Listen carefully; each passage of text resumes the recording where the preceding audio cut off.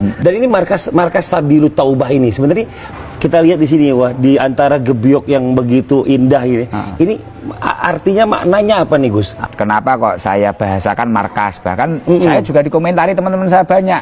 Biasanya kan kalau majelis itu sekretariat. Atau pokoknya bahasanya resmi-resmi. Bahasa ya, betul. Ini markas ini ya, beda sendiri ini. Karena ya itu tadi berawal dari garangan-garangan orang-orang kayak gitu. Itu biasanya apa? Nyun sewu, nyun sewu. Kalau mau minum kemana? Ayo kita ke markas. Kan, di Jawa Timur itu waktu itu kan ada istilah 10.000 mencari teman. Iya. Artinya punya uang 10.000, iuran sama temannya, minum di mana? Ayo kita ke markas, kemana? Lah, ini tak rubah. Di mana markas ini menjadi tempat fafiru ilallah. Kita lari kepada Allah, menjadi rumah kedua kita. Dulu itu kan anak pakai kerudung, keluar malam-malam pakai kopiah, pakai sarung. Wah, ini kemana? Wong anak muda kok nggak gaul. Anak muda itu ya ke alun-alun, mungkin pacaran atau apa. Nah, sekarang itu tak buat biar tren. Aku pede ning markas. Tapi acaranya ngaji. Ya, Masya Allah. Nggak minum, nggak narkoba. Bahasanya markas. Jadi memindahkan markas ini dalam pengertian negatif kepada pengertian yang positif gitu ya, Gus ya. Dan ternyata alhamdulillah berhasil. Orang-orang itu agak pede. Aku ning markas aku. Mantap. Masalahnya ya saya itu dipandang sebelah mata. Ya memang karena ya di sosial media ya bebas, tapi nggak masalah. Saya juga nggak marah karena memang ini langkah saya. Betul. Dulu kalau saya disuruh milih, saya ya milih jadi kiai mungkin kayak kakek saya atau kayak abah saya yang bertemannya memang dengan orang-orang baik atau santri-santri, beliau istiqomah ya. Kalau milih, kalau disuruh memilih, tapi kan ini bahkan saya dulu waktu jamaah 200 saya jenuh. Ya Allah, ini orang 100 kok apa itu tukang ngentaing. Ini jamaah ini kok ngejek semua. Ya Allah, saya itu kok ditakdir seperti ini. Mau tak bubarkan dulu. Sempat ada perasaan itu ya. Saya sampai mau frustasi. Saya bilang ke ibu saya, Bu, tak bubarkan aja. Saya udah nggak kuat, ditata sulit, lebih enak nata orang-orang yang sudah ingin niat ngaji. Benar.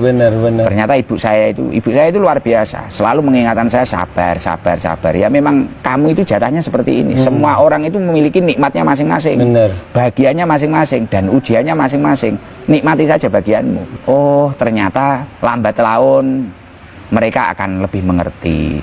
Ya itu tadi, mulai dari bahasa-bahasa saya itu mungkin markas.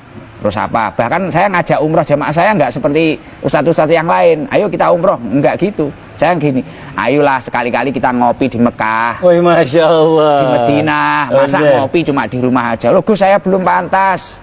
Loh, kamu aja masuk diskotik nggak pernah nanya pantas atau tidak. Iya. Semalam kamu berapa karaoke? 5 juta, Gus. Alah, umroh 30, 40 juta gampang. Nah, nggak sampai 1 tahun ngumpulin kamu dapat. Masya Allah. Jadi problemnya kita sering dipandang sebelah mata. Ya. Tapi ya itu nggak masalah. Iya.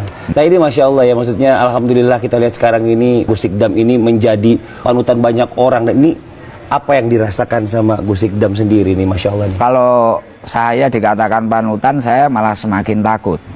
Karena usia saya masih muda. Setelah itu keilmuan saya juga belum mumpuni lah untuk dikatakan menjadi panutan. Karena kalau orang itu menjadi panutan itu artinya dia itu menjadi kiai atau menjadi ulama. Lah al ulama itu kan warasatul anbiya. Warasatul anbiya, pewarisnya Nabi, betul. Lah saya waduh masih jauh kita. Tapi kan akhlaknya. Itu kan menurut Gus Ikdam. Tapi kalau menurut kita ini kan Gus Ikdam ini udah live the pride, doa kan udah luar biasa, kayak ya memang jadi satu orang yang bisa menjadi kebanggaan orang-orang atau kebanggaan masyarakat sekitar gitu loh. Perasaan apa mungkin ya kedepannya mungkin kadang Gusti pengen lebih bagaimana? Ya untuk diri saya sendiri saya ingin menjadi lebih baik lah. Iya. Karena ya itu kadang ternyata setiap pergerakan saya atau bahkan setel saya bahkan apa itu kadang diikuti orang. Bahkan saya sering kalau saya ngaji terlalu jauh jangan ikut. Loh, nanti kalau sepi gimana, Gus? Nih, lebih baik kamu di rumah sehat, kerja. Kalau ada waktu ngaji aja, nggak usah terlalu ikut saya kemana-mana. Saya kasihan. Karena ekspektasi saya itu bukan masalah saya ini punya jamaah banyak atau gimana, enggak. Tapi orang yang pernah bertemu saya setidaknya lebih baik daripada masa lalunya. Masya Allah, amin. Ingin saya seperti itu. Benar. Penting kamu lebih baik. Makanya salah satu yang menjadi semangat saya itu sering sakit Mas, karena saking padatnya jadwal saya. Satu hari kadang 2, 3, 4, akhirnya saya sampai capek. Mungkin salah satunya juga hiburan buat Gus Ikdam ini makanya sering-sering ke Mekah kali ya, mungkin sering umroh gitu ya, ibadah tenang gitu ya. Mungkin ekspektasi saya di sana nggak ada yang banyak yang kenal, lah ternyata Ya, sekarang nggak bisa sosial tetap media. aja. Tapi ada hikmahnya apa nih sering-sering ke Mekah apa nih Gus? Yaitu, Masya Allah kemarin saya pertama mendarat itu kan ke Jordan. Jordan, dari iya, Palestina Jordan, itu iya. dari Palestina ke Palestina itu lewat Jordan. Lewat Jordan, ya. Nggih. Saya ziarah tabaruk ke tempat-tempat yang pernah disinggahi Rasulullah. Di situ Masya ada pohon sahabi itu waktu Rasulullah berdagangan itu pernah buat berteduh. Berteduh di situ, betul. Iya dah, Mas Fadli. Iya. Saya itu sampai mikir gini, ya Allah, pohon saja yang pernah dibuat teduh Rasulullah, ini sudah beribu tahun, berapa ribu tahun ini sejak zaman Rasulullah masih hidup. Artinya apa? Ternyata sesuatu yang berhubungan dengan Rasulullah itu ternyata masih hidup sampai kapanpun. Nah, artinya apa? Pelajarannya, hati kita itu berarti kalau kita ingin terus hidup, katakanlah ketika kita sakit, katakanlah ketika kita apa, tapi hatinya gimana agar terus hidup? Kita harus menjalin hubungan dengan Rasulullah Shallallahu Alaihi Wasallam.